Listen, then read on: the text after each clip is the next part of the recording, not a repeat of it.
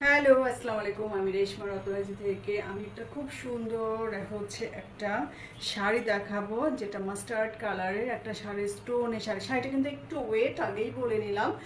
যারা একটু ওয়েট শাড়ি পরলেও কোনো প্রবলেম হয় না, তারা এই শাড়িটা নেবেন, কারণ পুরো শাড়িটা কিন্তু এরকম করে স্টোন ওয়ার্ক করা। হ্যাঁ, পুরো শাড়িটা কিন্তু এরকম করে স্টোন ওয়ার্ক করা। মাস্টার্ড কালার শাড়ি আগেও আনছিলাম, সবাই অনেক পছন্দ করে।